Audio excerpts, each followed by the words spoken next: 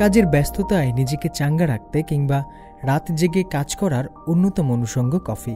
পৃথিবীর বিভিন্ন দেশে কফি উৎপাদিত হলেও কফি প্রেমীদের কাছে হন্ডুরাসের কফির জনপ্রিয়তা অনেক, কারণ এই কফিতে পাওয়া যায় ভিন্ন এক স্বাদ। এই বৈচিত্র্যপূর্ণ স্বাদের নেপথ্যে আছে মূলত এর চাষ পদ্ধতি ও জলবায়ু। হন্ডুরাসে কফি চাষ করা হয় পাহাড়ের উপর ছোট ছোট খামারে, যা ফিনকাস নামে পরিচিত। ফিনকাসের জলবায়ু অন্য এলাকার চেয়ে কিছুটা আলাদা হয়। সেখানকার আগ্নেয় শিলাযুক্ত মাটির কারণে কফির বীজে তৈরি হয় ভিন্ন এক স্বাদ ও গন্ধ, যা অনেকটা হ্যাজেলনাট, ভ্যানিলা এবং বিশেষ একটি স্থানীয় ফলের মতো। বিশ্বের ৫ম বৃহত্তম কফি উৎপাদনকারী দেশ হন্ডুরাসের কফির জনপ্রিয়তা থাকলেও দুর্বল অবকাঠামোর কারণে এর আগে তাদের রপ্তানি বাধাগ্রস্ত হয়েছে। গত বছর দেশটির প্রেসিডেন্ট আইরিস জিয়ামারা কাস্ট্রোর চীন সফরের পর আনুষ্ঠানিকভাবে কূটনৈতিক সম্পর্ক স্থাপিত হয় চীন ও হন্ডুরাসের মধ্যে। এরপর থেকে চীনের বাজারে প্রবেশের সুযোগ পায় এই কফি। গেল বছরের ডিসেম্বরে হন্ডুরাস থেকে কফির প্রথম চালান পৌঁছায় চীনের সাংহাইতে। এরপর থেকে স্টারবাকস সহ চীনের অনেক কফি শপে এখন পাওয়া যাচ্ছে এই কফি।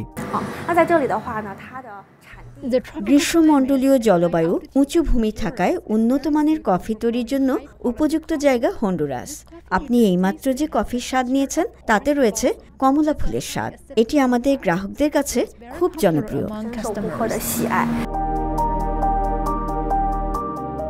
চীনে এখন এই কফি বেশ জনপ্রিয়। গেল কয়েক বছর ধরে দেখা যাচ্ছে চীনে কফি পানের পরিমাণও বেড়েছে। চীনের শহরগুলোতে কফি শপের সম্প্রসারণ এবং চীনা তরুণদের মধ্যে ক্রমবর্ধমানভাবে কফির চাহিদা বৃদ্ধি পাচ্ছে। ইন্টারন্যাশনাল কফি অর্গানাইজেশন AECO অনুসারে ২০২২ থেকে ২০২৩ সালের ফসল কাটার মৌসুমে চীনে কফি ব্যবহার বেড়েছে ১৫%। তাই হন্ডুরাসের উদ্যোক্তাদের জন্য চীনের বিশাল বাজারে সুযোগ বাড়ছে কফি বিক্রির। এটি একটি বিশাল সুযোগ।